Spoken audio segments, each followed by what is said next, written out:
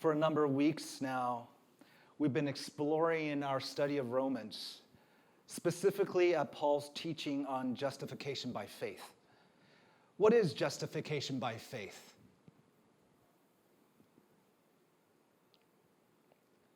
Well, what we've discovered is the teaching whereby Paul explains the scriptural truth that the way a person is saved is by being declared righteous.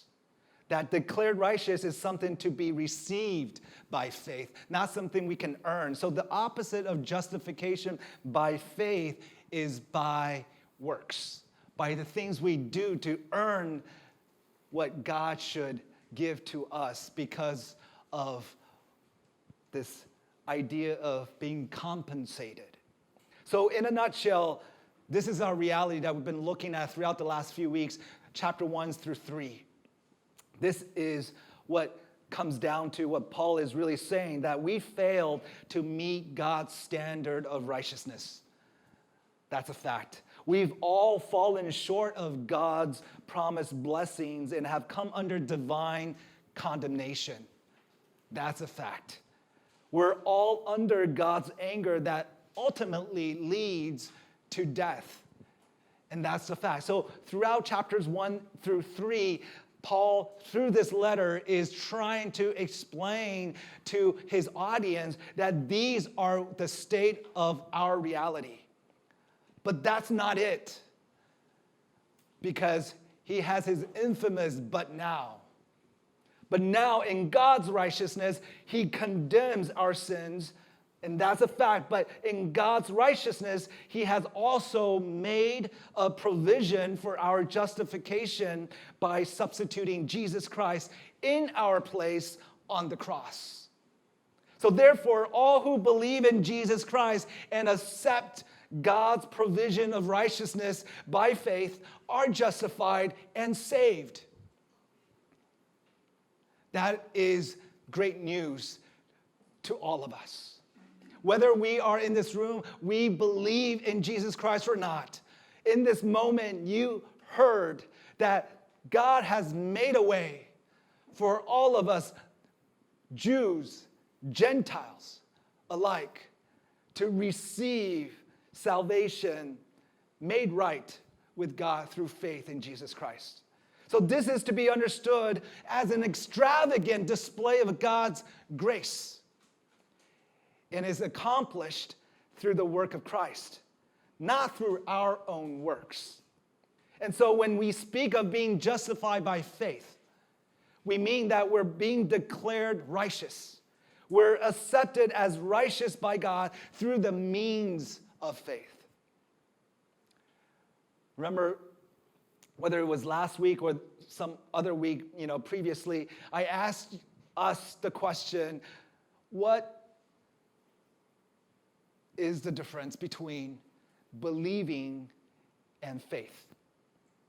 That oftentimes I think the concept of faith and belief gets woven together. And they are. But oftentimes we use believing in certain statements and then we use faith in others. So my question for us is to ponder, reflect on what does faith mean to you and what does believing mean to you and what does Paul say about those two ideas? Paul further explains this teaching from the Old Testament. He begins in chapter 4 by answering the questions he closed out in chapter 3. That's what we looked at last week. Can we boast, Paul says, that we have done anything to be accepted by God? Can we boast? Is God the God of the Jews only? Isn't he also the God of the Gentiles?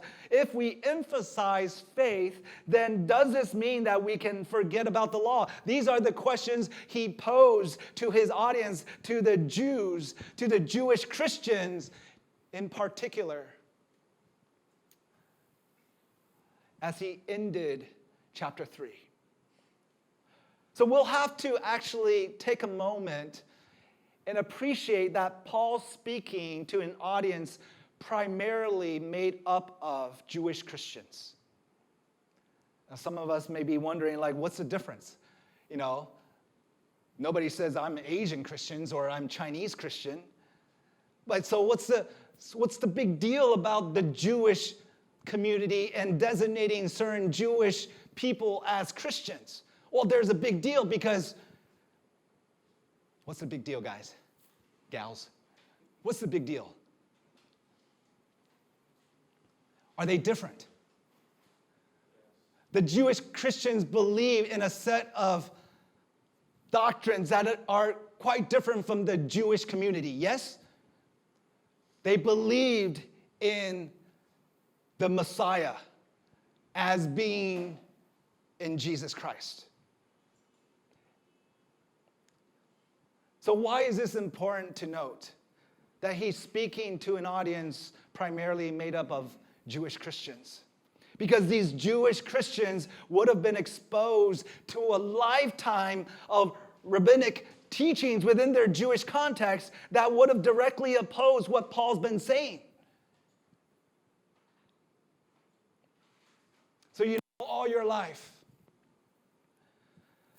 you might have grown up in a church.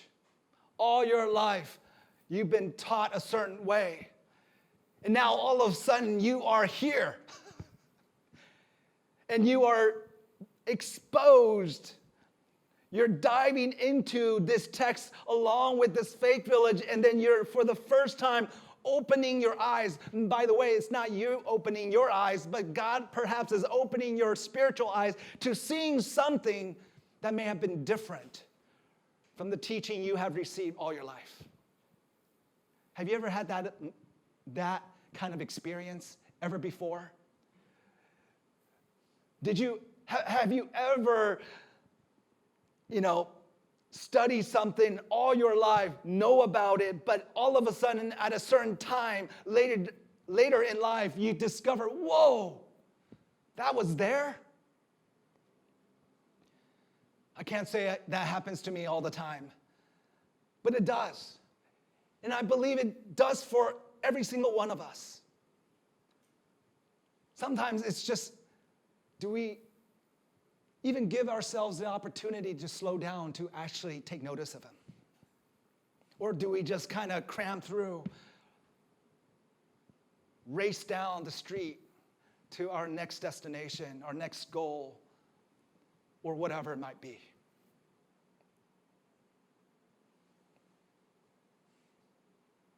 So these Jewish Christians would have strongly opposed what Paul's been actually teaching about the gospel of Jesus Christ, about this gospel good news. Of course, they would have understood the Messiah. They understood that there was this coming Messiah.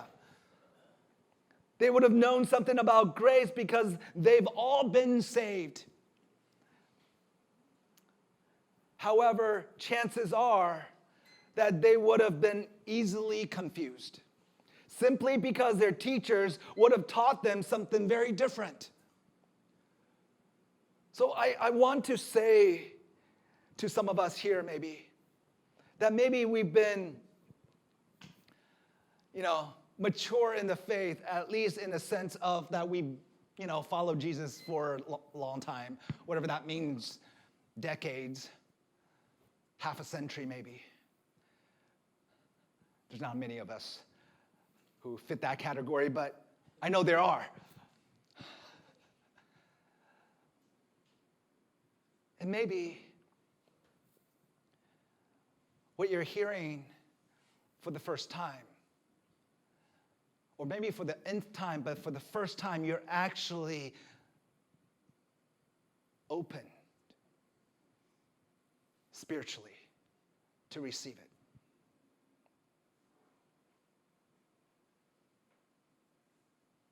So it's okay to actually be confused. It's okay to be kind of in this tension, in this very moment of something that you have learned and grown up with all your life. And to have that struggle, that real struggle in trying to understand your faith and your relationship with Jesus. Maybe all your life you've been thinking, I got to earn something. God's not going to invite me to his table if I don't bring anything. That's not culturally correct, is it? We're so brainwashed in our minds that we do the very things that our present culture, our worldview dictates, and we impose it on God, and that God is that way as well. So it's so difficult, so challenging, so impossible for us to believe through faith that he would accept, he would receive us with us coming to him empty-handed. That's impossible. That's how I felt when my eyes, spiritual eyes, were opened to Jesus. How is that possible? But God makes possible what is impossible. God is the creator and the writer and the perfecter of our faith. So remember in chapter 1, I don't know if you remember in chapter 1, but remember in chapter 1, in the very beginning, in the opening of this letter, Paul went out of his way to indicate that the good news that he was announcing, the good news that he was teaching, had in fact been taught beforehand by the prophets. Romans 1 verse 2, right there, he states, God promised this good news long ago through his prophets in the Holy Scriptures. In other words, Paul's reminding us that his teaching of the gospel is legit. It's not something he made up, but he is kind of the one who's been given the baton to carry on this good news from the Old Testament days to now present in the New Testament days. So it's legit. It's the very same one that which had been promised beforehand in the writings of the Old Testament. And then again in chapter 3, verse 21, but now God has shown us a way to be made right with him without keeping the requirements of the law, as was promised in the writings of Moses and the prophets long ago. So what do you think Paul is trying to do? Paul's trying to be very clear that this gospel to which he's preaching is rooted in the teachings of the Old Testament. So it is from the very word of God that the Jewish community also believed in. There's not one way of being made right with God in the Old Testament and another way that comes from the New Testament. God's way to reconcile, to redeem, and to restore all of his creation is of one and only one.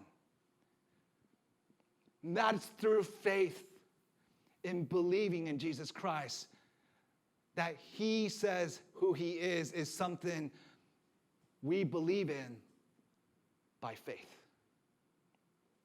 From our text today, Paul's going to show us why everyone needs the gospel and continue to expose some of the hidden darkness in the thoughts of the religious Jew and invite them back. That's the good news. It's not that we get it wrong and forever we're discarded like waste. But this good news that God is about is one that reconciles, that redeems and restores the broken, the messy, the arrogant, the prideful, the weak, the marginalized, the rich, the poor. What God is up to is something that is impossible to us, but it's made possible through Jesus Christ.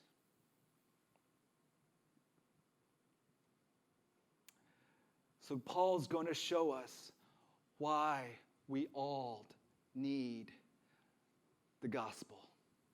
And while doing so, he exposes the darkness of the Jewish Christians and perhaps At the same time, he exposes the hidden darkness in our own minds and hearts. And what he does is that he invites us back to a right relationship with God through a changed heart. A heart changed as hope is reimagined. What's the significance of this statement? Is that for the longest time, the Jewish community believed in a set of hope, that they are recipients of God's salvation by their heritage, by their blood relationship with Abraham, by being given the word of God through the law of Moses, by going through a physical experience of circumcision that identifies them as the chosen ones, that throughout their history, they believed in that hope. But now they discover this hope is reimagined. It's not what it seems to be. And so Paul goes on in verse 9 of chapter 4 and says, now is this blessing only for the Jews? Or is it also for uncircumcised Gentiles? Well, we have been saying that Abraham was counted as righteous by God because of his faith. But how did this happen? Was he counted as righteous only after he was circumcised? Or was it before he was circumcised? Clearly, God accepted Abraham before he was circumcised. Circumcision was a sign that Abraham already had faith and that God had already accepted him and declared him to be righteous, even before he was circumcised. So Abraham is the spiritual father of those who have faith but have not been circumcised. Okay, follow along. They are counted as righteous because of their faith. And Abraham is also the spiritual father of those who have been circumcised, but only if they have the same kind of faith Abraham had before he was circumcised. You still here? Clearly, God's promise to give the whole earth to Abraham and his descendants was based not on his obedience to God's law, but on a right relationship with God that comes by faith. If God's promise is only for those who obey the law, then faith is not necessary and the promise is pointless. For the law always brings punishment on those who try to obey it. The only way to avoid breaking the law is to have no law to break. So the promise is received by faith. It is given, and all God's people say, as a free gift. Wait, am I the only one? As a free gift. And we are all certain to receive it, whether or not we live according to the law of Moses, if we have faith like Abraham's. For Abraham is the father of all who believe. So my first question for all of us is that, what's the blessing that Paul speaks about in verse 9? Verse 9, now is this blessing only for the Jews? What's the blessing for the Jews?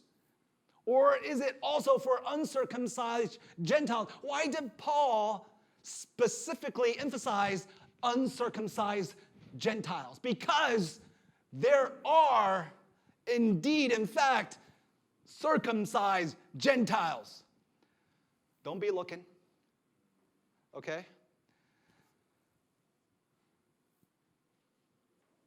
In those days, if you're a Gentile and you chose to be circumcised, it means that you want to receive the salvation that comes from the God of the Jews.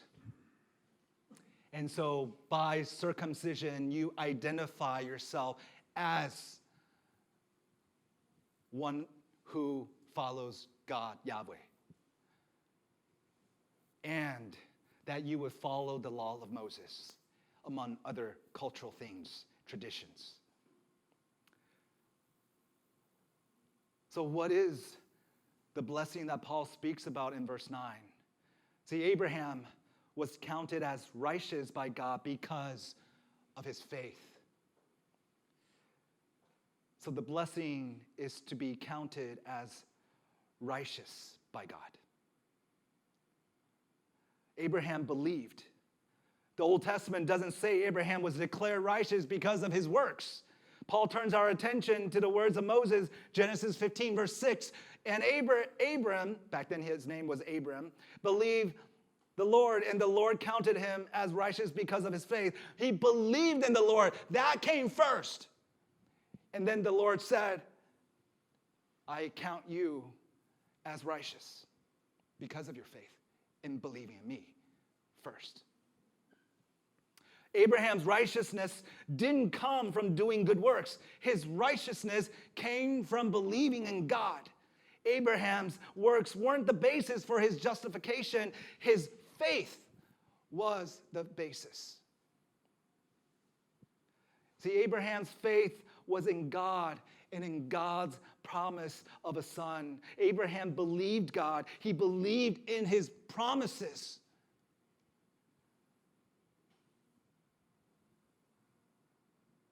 How often do we think of God's promises? Last week, I believe I asked us, what are some of God's promises to you and I, to us?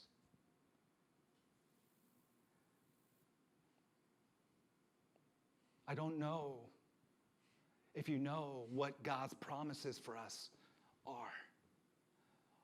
I remember someone said, the promise of salvation through Jesus Christ. Yes. What other promises has God given to you and I that once we believe in him, that he would see to it that that becomes a reality in our life? I asked all of us to go back and do some homework. I wonder how many of us took some time to do just that. Maybe you didn't, maybe you did. But can I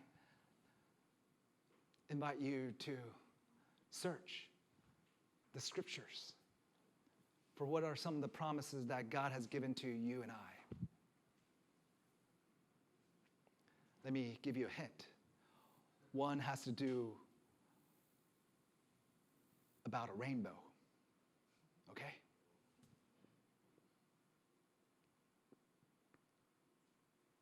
Abraham's faith was in God and God's promise of a son. Abraham believed in that. Believed in God, that he believed in his promises. Therefore, the one person to whom Abraham could boast about was only God. God took the initiative and Abraham did what? He responded to God.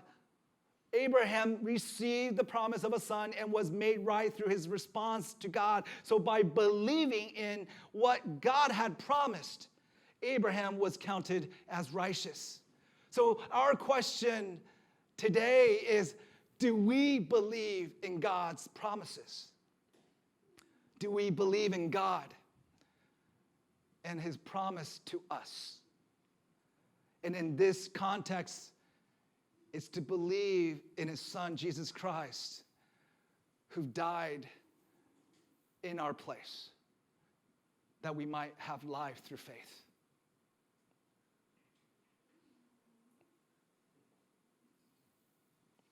Abraham's faith did not save him. God saved Abraham by means of faith. Abraham's faith was in God's promise and in God's provision. Abraham believed God. Specifically, Abraham believed God when he promised him a son. Abraham's faith was faith in God, in God's promise, and in God's ability to provide that which he had promised. So here we are. This is where rubber meets the road, that we may believe in our head God and his promises.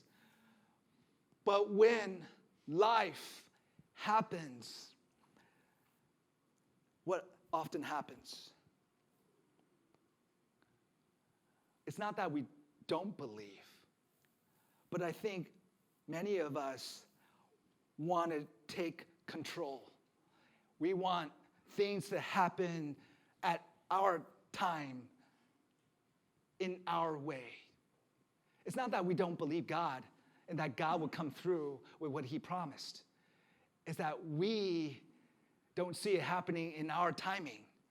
And so we step in to try to be the one who make things happen. How many of us are guilty of that? I surrender. And how many times do we read from the story about Abraham, that he did just that? So many times, right? But even though he failed miserably and took things into his own hands and tried to be God when he knows he's not God, that God still counted him as righteous through his faith in believing in him. Do you see what God is saying to us this morning? That maybe your life is all over the place. Maybe some people say that, boy, you're like a hypocrite because you say you believe in something, but then the way you live look like far from it. And maybe that far from it is because of your tendency to take things, the matters, into your own hands. But then in your head, in your heart, you believe who God says he is.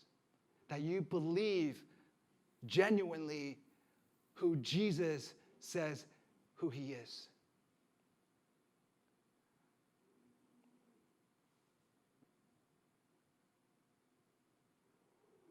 Faith is a saving response of the believer to God's great gift. But do you understand that today? That God has already accomplished everything necessary for us to be made right with him through Jesus Christ. Do you understand that today? That God has already accomplished everything through Jesus Christ. There are always going to be people who think they need to become good enough or do more as a response to the good news. Wherever you go, you'll find people who think that they need to get cleaned up or get themselves tidied up in order to be worthy of this great gift from God. Friends, I want to say to you this morning, you can think that we can earn our worth by getting cleaned up or tidied up from now till our final breath, and still not be worthy of this great gift. God has already accomplished everything necessary for us to be made right with him through Jesus Christ. It has everything to do with what Jesus did. Our only response needed is to believe, to accept, to receive, and to embrace this great promise. Now that takes faith, doesn't it? It takes faith to believe in this extravagant gift. There may be some of us here today who've in all our lives have heard the good news and know about Jesus, but have never responded to this great truth with belief. Maybe we think we still had to somehow contribute to our salvation. Hence, we've never rested completely in Jesus Christ. And if that's the case with you, then today is your opportunity to respond to God with belief. Today is a day for you to believe in the very promise of God that you're made right, not because of your doing, but your response, by your response through faith in believing. So respond by faith and believe it. Receive his good news and trust in his promises empty-handed. I know. It doesn't make sense. Too good to be true. It's not your works. It's Christ's work on the cross that allows for us to come empty-handed by simply believing through faith. See, this season of the church year are intended to teach us something about the spiritual life that we so desperately need to learn. They give us a chance to practice some of the key disciplines of the Christian life and to do it together as a community of faith. Advent is a season that gives us the opportunity to practice something that's so very, very hard. I know it's hard for me too, hard for us, and that's to wait. My wife would know that I don't like to wait. That's how we end up with 5 kids. During Advent,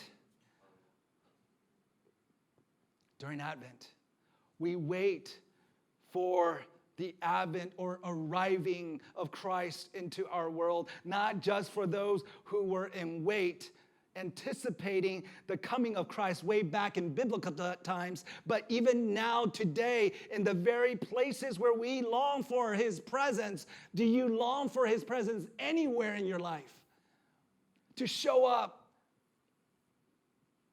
Waiting for Christ coming into the places of our lives where we need him most right now would usher us into a special kind of waiting that's attentive and watchful, that you're paying attention to what he's doing because we have to slow down to wait on him. It's teaching us about patience.